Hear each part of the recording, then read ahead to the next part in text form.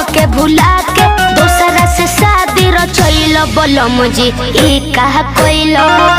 सनम जी ई कहा कोइलो बलम जी ई कहा कोइलो सनम जी ई कहा कोइलो कैसे के कही तोहरा कहलो न हमारा से जात बा ओठ के लाली हमारा चोरैलो राधा से मीरा बनैलो बलम जी ई का कोइलो सनम जी ई का कोइलो राजा जी का कोइलो बलम जी